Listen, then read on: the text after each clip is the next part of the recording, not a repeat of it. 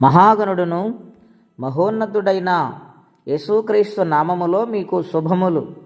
ప్రియులారా, దేవుని వాక్యము ధ్యానిందాము. సామెతల గ్రంథం 25వ అధ్యాయము 13వ వచనం. నమ్మకమైన దూత తనను పంపువారికి కోతకాలపు మంచు చల్లదనము వంటివాడు. వాడు తన యజమానుల హృదయమును తెప్పరిల్లజేయును. పరిశుద్ధాత్మదేవుడి ఉదయకాల సమయంలో మనందరితో మాట్లాడునుగాక. జ్ఞాని అయిన సొలొమోను ద్వారా దేవుడి మాటలు వ్రాయించున్నారు. దేవుని బిడ్డలారా, నమ్మకమైన దూత అని వ్రాయబడి ఉన్నది. అబ్రహాము తన కుమారుని విషయంలో ఎలియాజరును వివాహమునకు ప్రమాణము చేసి, కనానీల కుమార్తెలలో ఒకదానిని కూడా వద్దు, నా స్వదేశమునకు వెళ్ళి అక్కడ నుండి నా కుమారునకు ఒక భార్యను దేవుడు చూపిస్తారు, ఆ విధంగా తీసుకురమ్మని ప్రమాణము చేశారు. ఎలియాజరు 10 ఒంటెలు తీసుకొని కావలసిన సామాగ్రిని పనివారిని తీసుకుని ప్రయాణమై వెళ్ళి సాయంకాలమున నాహోరు పట్టణమునకు చేరాడు. నీళ్లు చేదుకునే సమయం అది. ఆ సమయములో ఆ స్థలములో మోకరించి ప్రార్థన చేస్తూ ఉన్నాడు. ఎంత నమ్మకస్తుడు! అబ్రహామునకు నా యజమానుడైన అబ్రహాము దేవుడు అని ప్రార్థన చేస్తూ, ఇక్కడ నేను వచ్చిన కార్యము నెరవేర్చాలని ఎలియాజరు ప్రార్థిస్తూ ఉండగా రెబెకా ఆ ప్రాంతానికి నీళ్లు చేదుకోవడానికి వచ్చింది. ఆ చిన్నది మిక్కిలి చక్కనిది. ఆమె ఎలియాజరు మంచినీళ్ళు అడిగినప్పుడు నీ ఒంటెలు కూడా ఇస్తానని చెప్పినప్పుడు ఎలియాజరు ఎంతో సంతోషించి దేవుని స్తుతించాడు.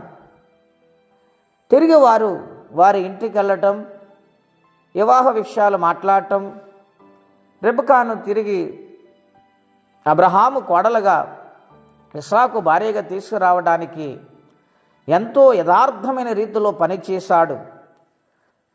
ప్రియులారా, నమ్మకమైన వ్యక్తిగా ఆయన ఉన్నాడు కనుక దేవుని కార్యము జరిగింది. బైబిల్ గ్రంథములో ఆయన పేరు వ్రాయబడి ఉన్నది. దేవుడు మనలను కూడా అంటూ ఉన్నాడు, ఆయన సన్నిధిలో నమ్మకంగా జీవిస్తున్నామా? ఆయన చెప్పినట్లుగా బ్రతుకుతున్నామా? ఆయనకు లోబడి జీవిస్తున్నామా? ఆలోచన చేయమని ప్రభు పేట మనవి చేస్తూ ఉన్నాను. యజమానుని హృదయాన్ని తెప్పరిల్ల చేశాడు నమ్మకమైన వాడు. మరి నీవు దేవుని హృదయాన్ని సంతోషించే భక్తి జీవితం కలిగి ఉన్నావా? నీ కార్యాలు అలాగున్నావా? ఎన్నోసార్లు చాలామంది దేవుని మీద నిందలు వేస్తూ ఉంటారు, ఆయన మాకేం చేశాడని.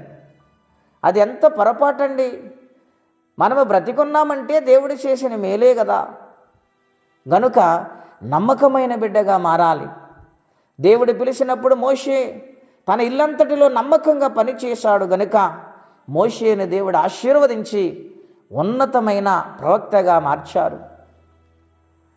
బైబిల్ గ్రంథంలో నమ్మకముగా ఉన్నవారు అనేక మంది ఉన్నారు.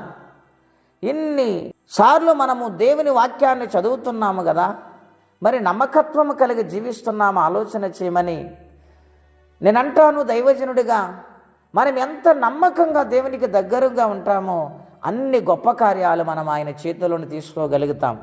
ఆయన ఆశీర్వదించే దేవుడు గనుక దేవుని కార్యాలను ఆసక్తి చూపి నమ్మకత్వము కలిగి బ్రతకండి. దేవుడు నిత్యముగా ఆశీర్వదిస్తారు. ఏ కష్టమైనా, ఏ శ్రమైనా, ఎటువంటి ఇబ్బంది అయినా ఆయన తప్పిస్తారు. అంతటి గొప్ప దేవుడు మనకున్నారు కనుక నమ్మకంగా జీవిందాం.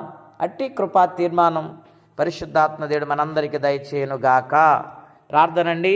అత్యంత కృప కలిగిన దేవా, మహోన్నతమైన మీ నామము కొరకే వందనములు.